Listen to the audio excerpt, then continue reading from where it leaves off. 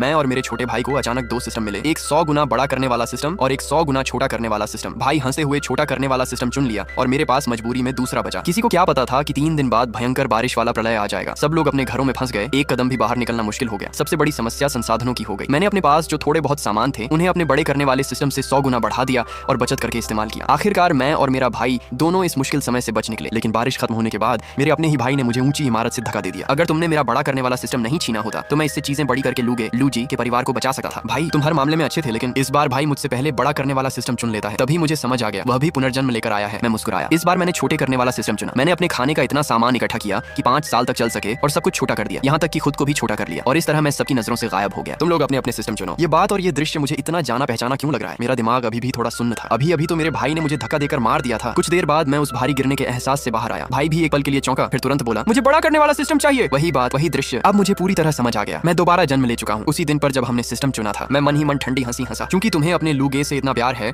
और मुझसे इतनी नफरत, जिसने तुम्हारी जान बचाई थी, तो इस बार मैं तुम्हारी कोई मदद नहीं करूंगा। मैंने खुश होते हुए भाई को देखा और कहा, तो मैं छोटा करने वाला सिस्टम ले लेता हूँ। भाई अपने नए सिस्टम को लेकर बहुत उत्साहित था। उसने तुरंत पास रखा एक कप 100 गुना बड़ा कर दिया। छोटा कप एक विशाल कप में बदल गया। सच में बड़ा करने वाला सिस्टम अब मेरा है। यही वह भाई था जिसे मैंने अपनी जान पर खेलकर बचाया था। पिछले जन्म में जब प्रलय जैसी बारिश आई थी, सब लोग घरों में कैद हो गए थे। हमारे घर में कुछ डिब्बे नूडल्स और ब्रेड थे। मैंने अपने सिस्टम से उन्हें बड़ा करके हम दोनों को 5 साल तक जिंदा रखा। भाई का दोस्त लू शेंग हमारे सामने वाले घर में रहता था। भाई ने मुझसे कहा था कि मैं उनके परिवार की मदद करूं, लेकिन मैंने मना कर दिया था, क्योंकि ऐसे समय में इंसानों पर भरोसा करना खतरनाक होता है। मेरी मदद के बिना लू शेंग का परिवार ज्यादा दिन नहीं टिक पाया और जल्दी ही भूख से मर गया। मैं प्रलय से तो बच गया, लेकिन अंत में अपने ही भाई के हाथों मारा गया। कितना मजाक है। अब बड़ा करने वाला सिस्टम तुम्हारे पास है। क्या तुम्हें मुझसे जलन हो रही है? आखिर मैं जो चाहूं उसे बड़ा कर सकता हूं। तुम्हारा छोटा करने वाला सिस्टम तो बेकार लगा है। भाई मुझे परख रहा था, क्या मुझे भी पिछले जन्म की याद है या नहीं। उसकी आंखों में हल्की सावधानी भी थी। मैंने गहरी सांस ली और सामान्य बनते हुए मुस्कुराया। इसमें क्या फर्क है? जो सिस्टम तुम्हें पसंद है तुम ले लो, मुझे कोई फर्क नहीं पड़ता। अब मुझे बड़े करने वाले सिस्टम में कोई दिलचस्पी नहीं थी। भाई तब जाकर निश्चिंत हुआ और हंस पड़ा। मुझे पता था इस बार वह जरूर अपने प्यारे लू शेंग के परिवार को बचाने जाएगा, और जैसे ही लोगों को इस सिस्टम के बारे में पता चलेगा, वह कभी सुरक्षित नहीं रहेगा। हर कोई उस सिस्टम को पाने की कोशिश करेगा। भाई खुशी खुशी घर से बाहर भागा और लू शेंग के घर का दरवाजा खटखटाया। लू शेंग ने हैरानी से पूछा, यूं हाउ तुम यहाँ कैसे? लू भाई अंदर चलो, मुझे तुम्हें एक बड़ा राज बताना है। भाई ने उसके कंधे पर हाथ रखा, बिना उसके चेहरे पर दिख रही नापसंदगी की परवाह किए। जैसे ही सामने वाले घर का दरवाजा बंद हुआ, मैंने तुरंत फोन उठाकर तारीख लिखी, 14 तारीख। अभी भी प्रलय आने में 3 दिन बाकी थे। अभी भी समय था। मैं तुरंत कार लेकर पास के सुपरमार्केट गया और खाने पीने से लेकर हर जरूरी चीज खरीद ली। नूडल्स, ब्रेड जैसे लंबे समय तक चलने वाले खाने, टिश्यू पेपर, कंघी, आईना, कंबल, तकिया और रोजमर्रा की सारी चीजें। मैंने चावल, आटा और सब्जियों के बीज भी खरीदे ताकि मुझे हमेशा मांस मिल सके। मैंने कुछ छोटे मुर्गे भी खरीद लिए। मैं फर्नीचर की दुकान भी गया और अपने लिए पूरा सेट खरीद लिया। मैं अपने लिए एक नया छोटा घर बनाना चाहता था। मेरा घर ऊंची मंजिल पर था। पिछले जन्म में भी बारिश के बावजूद वहाँ कोई खतरा नहीं था। इस बार मैं घर नहीं छोड़ूंगा, लेकिन अलग तरीके से जीऊंगा। मैं पागलों की तरह खरीदारी करता रहा जब तक मेरे बैंक खाते का सारा पैसा खत्म नहीं हो गया। दूसरी तरफ मेरा भाई, उसे पता था कि प्रलय आने वाला है, लेकिन उसने कोई तैयारी नहीं की। उसे अपने सिस्टम पर पूरा भरोसा था। वह तो उल्टा खुश था, जैसे किसी मौके का इंतजार कर रहा हो। मुझे पता था वह क्या चाहता है। वह चाहता था कि जब खाने की कमी हो तो वह हीरो बनकर लू शेंग के परिवार को बचाए और इस तरह लू शेंग उसके और करीब आ जाए। मैं हमेशा सोचता था कि वह उसे अपना सबसे अच्छा दोस्त मानता है, लेकिन अब समझ आया वह पूरी तरह उसी का दीवाना है। रात को जब भाई घर लौटा, उसकी आंखों में उत्साह साफ दिख रहा था, जैसे उसने लू शेंग से कोई समझौता कर लिया हो। अगर मैं लू शेंग के परिवार को बचाऊं तो क्या वह मुझे और ज्यादा अहमियत देगा? उसकी आवाज में उम्मीद और खुशी दोनों थी। मैंने ठंडे स्वर में कहा, नहीं, बिल्कुल नहीं। नहीं, लू भाई जरूर मुझे महत्व देगा। भैया सच बताओ, क्या तुम्हें बुरा लगता है कि मैं और लू भाई इतने करीब हैं? तुम हमसे 2 साल बड़े हो, लेकिन बच्चों की तरह मत बर्ताव करो। मैंने उसकी बात अनसुनी कर दी और अपने फोन में ऑनलाइन शॉपिंग करता रहा। मैं एक बार अपने ही भाई के हाथों मर चुका हूँ, अब दोबारा ऐसा नहीं होने दूंगा। इस बार तुम खुद ही मरोगे। तुम्हारे पास कुछ पैसे हैं? मुझे कुछ 1000 रुपए उधार दे दो, मुझे थोड़ा खाना खरीदना है। कुछ 1000 रुपए खाना खरीदने के लिए? तुम तो अभी खा चुके हो। वो तो कब का बच गया, मुझे जल्दी भूख लगी है। वह हंसते हुए मेरे पास आया, लेकिन मैंने ठंडे स्वर में कहा, नहीं है, मैंने अभी एक फ्रिज खरीदा है, सारा पैसा खत्म हो गया। तुमने फ्रिज क्यों खरीदा? मुझे बदलना था, नहीं खरीद सकता क्या? भाई को अपनी गलती का एहसास हुआ और वह तुरंत सामान्य हो गया। नहीं, मैं तो बस पूछ रहा था। भैया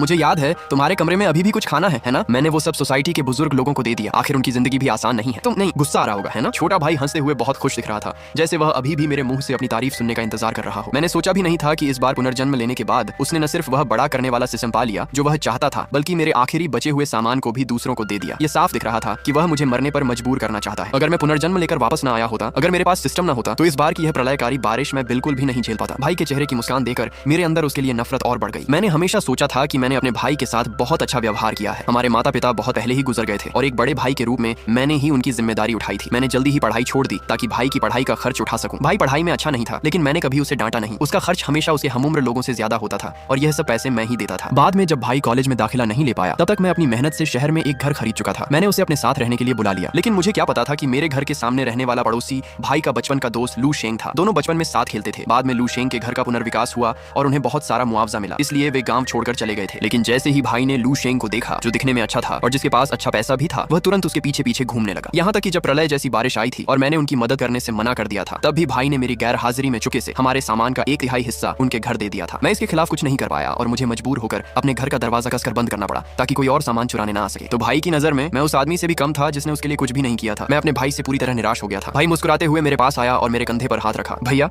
आप सबसे अच्छे हो, मुझे पता था कि आप इतनी छोटी बात पर मुझसे नाराज नहीं होंगे। मैंने कहा, मैं थोड़ा थक गया हूँ, पहले सोने जा रहा हूँ, तुम भी जल्दी सो जाना। यह कहकर मैं अपने कमरे में चला गया और अपने लिए एक सुरक्षित जगह की योजना बनाने लगा। मैंने हवा से बिजली बनाने वाले उपकरण भी खरीदे ताकि तेज आंधी तूफान में भी मेरे पास लगातार बिजली बनी रहे। मुझे जो भी चाहिए था मैंने सब तैयार कर लिया था। अब मुझे बस चुपचाप समय का इंतजार करना था। भाई को अपने बड़े करने वाले सिस्टम पर पूरा भरोसा था, इसीलिए वह बिल्कुल भी चिंतित नहीं था। उसने अपने जेब खर्च से कुछ 100 रुपए का खाना खरीदा और चुपके से अपने कमरे में छिपा कर रख दिया, जैसे उसे डर हो कि मैं उसका सामान चुरा लूंगा। मैंने उस घर को पूरी तरह छोड़ने का फैसला कर लिया जो मैंने खुद खरीदा था। अगर मैं वहीं छिपा रहता तो कभी न कभी वे मुझे ढूंढ ही लेते। इसलिए मैंने एक और जगह चुनी, मेरे बेडरूम में बना एक गुप्त कमरा। ये छोटा सा कमरा मैंने घर बनवाते समय खास तौर पर बनवाया था और मैंने इसके बारे में कभी भी अपने भाई को नहीं बताया। यह कमरा ज्यादा बड़ा नहीं था, बस एक छोटे बाथरूम जितना, लेकिन मेरे छोटे हो जाने के बाद ये मेरे लिए एक सुरक्षित ठिकाना बन सका था। इस कमरे का दरवाजा मेरे फोन से कंट्रोल होता था, इसलिए मुझे बिल्कुल भी चिंता नहीं थी कि भाई इसे ढूंढ लेगा और अगर ढूंढ भी ले तो खोल नहीं पाएगा। इसके अलावा मैं खास तौर पर गाड़ी चलाकर कई किलोमीटर दूर एक सुनसान मैदान में गया और अपने छोटे करने वाले सिस्टम का इस्तेमाल करके वहां की मिट्टी का एक हिस्सा छोटा कर लिया ताकि बाद में मैं उसी मिट्टी का इस्तेमाल करके सब्जियां उगा सकूं और खुद का खाना उगा सकूं। मैंने कई पेड़ों को भी छोटा करके अपने साथ ले आया। कुछ ही समय में मैंने जो खाना और फर्नीचर मंगवाया था वह सब पहुंच गया। अब प्रलय आने में सिर्फ एक दिन बचा था। मैंने डिलीवरी का पता अपने पुराने गांव के घर का दिया था। वह गांव अब लगभग खाली हो चुका था, वहां कोई नहीं रहता था। उस घर में मैंने फर्नीचर, इलेक्ट्रॉनिक सामान, खाना और तरह तरह की रोजमर्रा की चीजें जमा कर ली। फिर मैंने मौका देकर अपने छोटे करने वाले सिस्टम का इस्तेमाल किया और सब कुछ छोटा करके पहले से तैयार किए गए डिब्बों में भर लिया। आखिर में मैंने थोड़ा सोचा और अपने उस छोटे पुराने घर को भी छोटा करके साथ ले आया। हालांकि वह पुराना था लेकिन थोड़ी मरम्मत के बाद काम आ सका था। रात के अंधेरे में मैं गाड़ी चलाकर वापस घर आया और सारी चीजें अपने गुप्त कमरे में ले जाकर रख दी। इन दिनों भाई बहुत ज्यादा उत्साहित था। उसे लगता था कि उसने पूरी तैयारी कर ली है, इसीलिए उसे मेरे बारे में जरा भी ध्यान नहीं था। गुप्त कमरे के अंदर मैंने पहले से ही हवा को साफ रखने वाला सिस्टम लगा रखा था ताकि कई साल तक रहने पर भी ऑक्सीजन की कमी न हो। मैंने 5 बोतल पानी को छोटा नहीं किया बल्कि उन्हें खोलकर एक छोटे से टैंक में भर दिया ताकि आगे के लिए पानी का स्रोत बना रहे। कमरे में बिजली के बल्ब भी लगाए गए थे जिन्हें मैं अपने फोन से कंट्रोल कर सका था। पूरी रात मेहनत करने के बाद वह गुप्त कमरा अब एक छोटे से फार्म में बदल चुका था। बहुत ही छोटे छोटे मुर्गों की आवाजें सुनाई दे रही थी जो घास के ढेर में चुपचाप कीड़े छुप रहे थे। फार्म के बाहर मेरा छोटा घर भी था जिसमें हर तरह के इलेक्ट्रॉनिक सामान मौजूद है। अब मैं आखिरकार चैन से सांस ले सका था और शांति से उस प्रलयकारी बारिश के आने का इंतजार कर सकता था।